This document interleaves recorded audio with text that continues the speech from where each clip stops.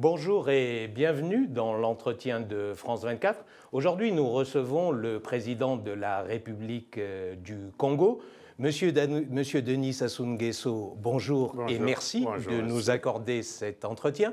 Vous avez été reçu au Palais de l'Élysée par votre homologue François Hollande. Avez-vous évoqué l'épineux dossier des biens mal acquis qui parasite un peu les relations entre Brazzaville et Paris ? Oui, on l'a évoqué très rapidement parce que nous avons pour l'essentiel parlé de la coopération entre nos deux pays qui se portent bien, des questions internationales aussi, des situations difficiles en Afrique comme au Mali, en République centrafricaine, en République démocratique du Congo et ailleurs, de la Syrie, la Corée. Donc, des biens mal acquis, on a parlé très peu, comme nous l'avons fait en marge du sommet de la francophonie à Kinshasa. Mais en ce qui nous concerne, nous avons essayé de faire valoir un seul principe, c'est celui de la non-ingérence dans les affaires intérieures des autres États.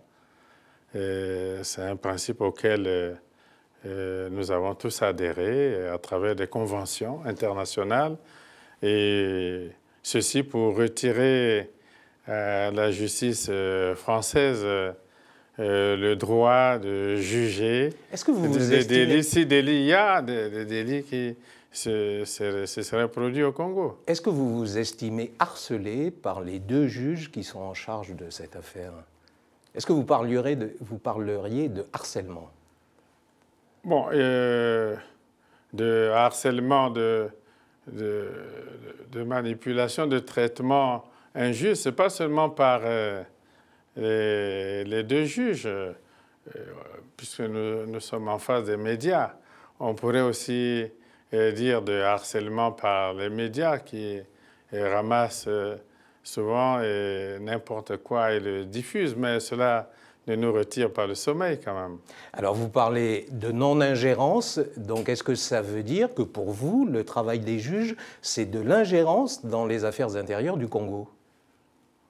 Oui, et manifestement. C'est comme si les magistrats congolais venaient se saisir d'une affaire. D'abord, il faut établir l'affaire, mais dire d'avance qu'il s'agit des biens mal acquis et sans le prouver est déjà une manière assez curieuse de traiter des dossiers. Mais même s'il y avait délit établi, détournement ou corruption, je ne sais pas quoi d'autre au Congo, je pense que la justice française n'est pas habilitée à traiter des délits qui se produisent au Congo, pas plus que la justice congolaise ne pourrait venir ici en France prendre des affaires pour les traiter à Brazzaville. C'est le principe de non-ingérence et il est clairement établi comme ça. Et François Hollande vous a entendu quand vous lui avez parlé de ce principe de non-ingérence ? Ah ben, je parlais à une personnalité qui était attentive. Nous avons eu une discussion sérieuse, donc je crois que nous avons suivi les uns les autres ce que nous sommes dit, parce que c'était un entretien sérieux. Vous avez la conscience tranquille ? Tout à fait, tout à fait, tout à fait. Monsieur le président chinois a effectué il y a quelques jours une visite remarquée à Brazzaville. Est-ce le signe que la relation Paris-Brazzaville, les relations très fortes qu'il y avait entre les deux pays, ne sont plus tout à fait les mêmes aujourd'hui ? Elles sont les mêmes, nous venons de le constater. Et je vous l'ai dit, j'ai eu un entretien avec le président de la République tout à l'heure, le président de l'Assemblée et le ministre des Affaires étrangères. Et au déjeuner de travail, à la table, nous avions des patrons de grandes entreprises françaises au Congo, comme Total, comme Vinci. et se sont plutôt félicités de la relation qui existe entre nous. Maintenant, la relation avec la Chine, oui, elle est ancienne.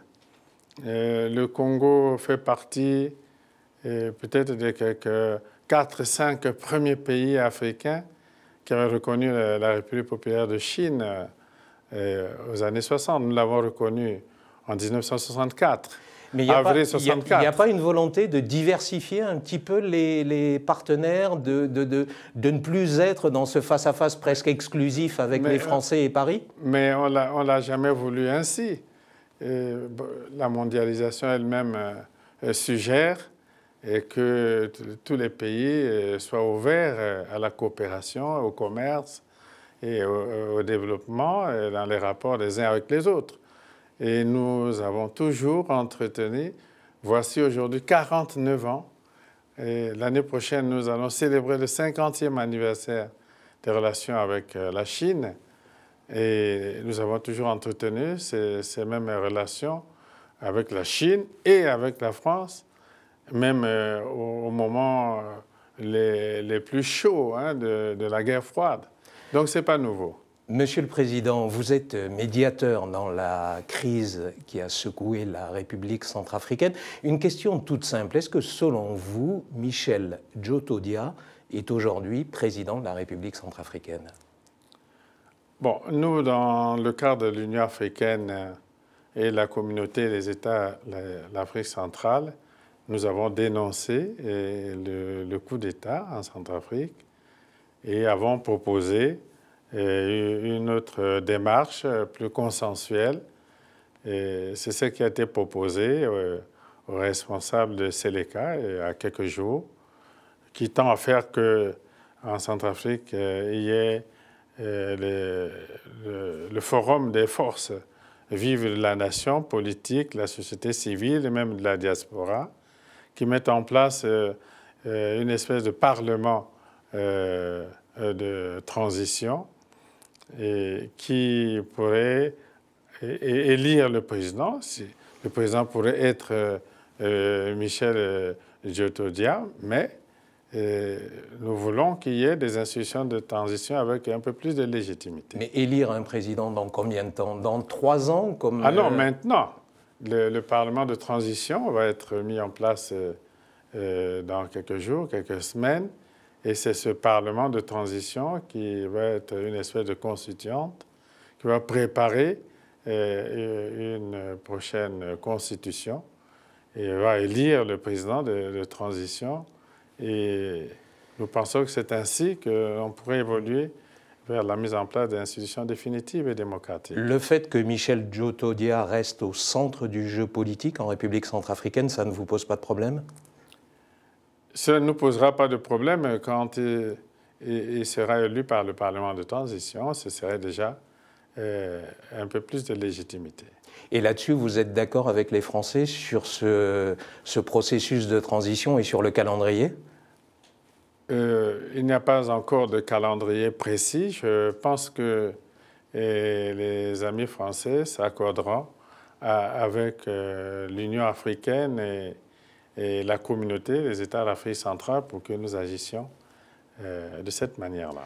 Monsieur le Président, vous menez une autre médiation chez votre grand voisin en République démocratique du Congo. Vous avez reçu à Oyo, dans le nord de votre pays, vos homologues ougandais et vos homologues rwandais. Est-ce que vous avez aujourd'hui l'assurance qu'ils vont arrêter de soutenir les rebelles du Kivu, les fameux rebelles du M23?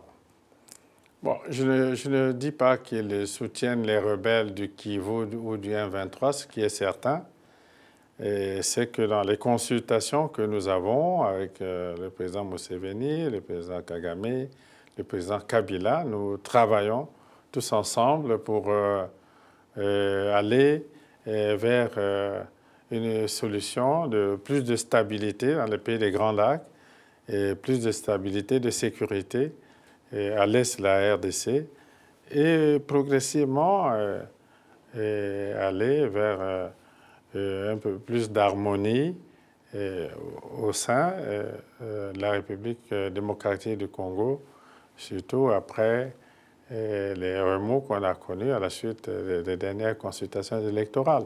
Mais nous agissons de bonne foi dans ce sens-là. Monsieur le Président, parlons un petit peu de votre pays. Il y aura des élections présidentielles en 2016 au Congo. Question, serez-vous candidat pour un 3e mandat? Bon, cette question n'est pas à l'ordre du jour. Cette question aujourd'hui n'est pas à l'ordre du jour. Et vos opposants vous accusent de chercher à être candidat. Ah oui, que leur répondez-vous? C'est tout ce qu'ils ont à faire. Mais nous avons un programme important à exécuter. Bon, vous voyez qu'ils disposent de beaucoup de temps pour eux s'occuper des questions qui ne nous préoccupent pas pour l'instant.